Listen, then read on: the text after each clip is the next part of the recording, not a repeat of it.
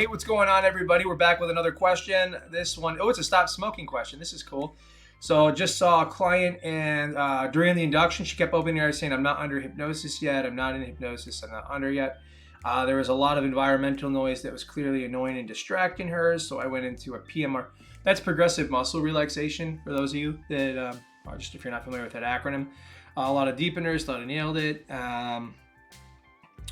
Got some compliance, and then I got ideomotor movements that they put IMR. I think those are I think it's ideomotor responses.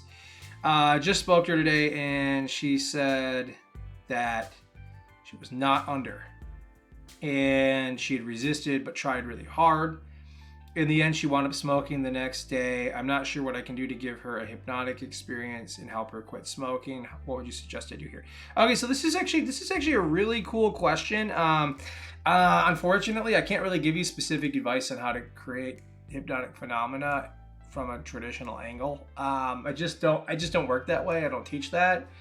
Um, so so yeah, I'm a little limited there. I think there might be some value in exploring this a little bit more, though. Like, that stuff can take a really long time. So let me just ask you, how long do you spend on a pre-talk? How long do you spend preparing for the session prior to the pre-talk? Um, how long do you spend on an induction or troubleshooting induction or trying multiple inductions? A script,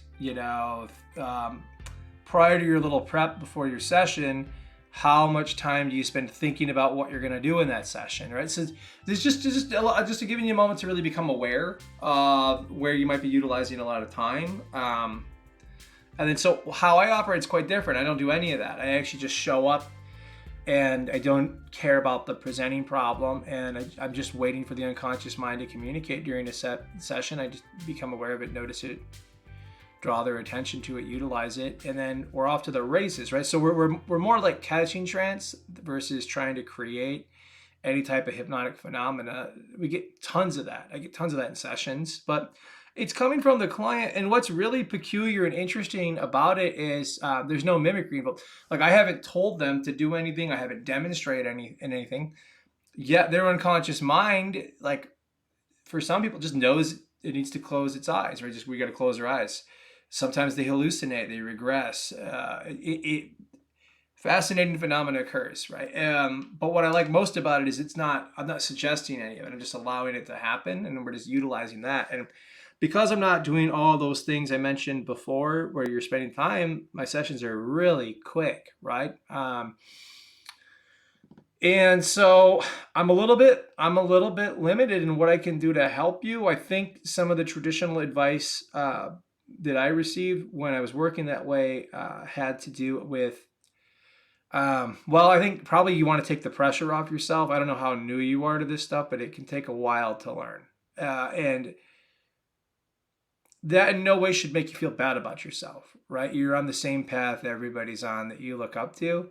And there's no, am I learning quick enough or am I learning too slowly? Like, that's not a thing, right? You learn at the rate that you learn, and that's the only rate you can learn at. So you just stay focused on it. You just keep on the path. Your mind can't not learn this stuff given enough time and effort, right? It's just going to happen. So don't get too caught up in those types of outcomes.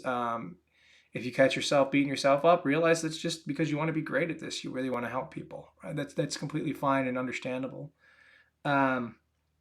So, well, I just went into a bit of a pep talk there. That was weird. But anyway, I think you can look at the steps before and see if you could have did anything to enhance what you were doing from your more traditional framework. Like, is there something I could have done on my pre-talk to try to capture the range of experiences possible for a client to go under, and then you can try to utilize that on the front end. But I just think it's tough because, like, you never really know what's going on inside that client's mind. It's just tough, right? So you can do that, though, definitely. I'm going to look at your question one more time here. Yeah, I guess that would probably be the biggest thing if you want to continue to work in that way, right? Like, try to refine some of your technique, but again, don't put too much pressure on yourself to work through this stuff, because it's going to come with time, right? If you want to learn more about my program, that I got, there's links everywhere, so take a look at it or reach out to me if you have a specific question. But yeah, really good work. I want to just thank you for getting out there and helping people quit smoking. It's incredible. Like, I'm on a mission to train 1,000 hypnotists, and I'm really hoping that over the course of their career, they help 1,000 people quit smoking. Then it's like 1 million people. Be pretty cool. And yeah, so I love seeing folks get out there and do it. And regardless of whether or not I train them, knowing folks are out there helping people with this problem is pretty awesome, right? Like, we're making a pretty huge difference, giving people back time. They're saving tons of money. Who knows what they're going to do with that money, right? They could change their entire family's the direction of their family, so in terms of financial well-being. So you're doing a whole lot of good. I hope you stay on it. And yeah, let me know if you need anything. All right, take care.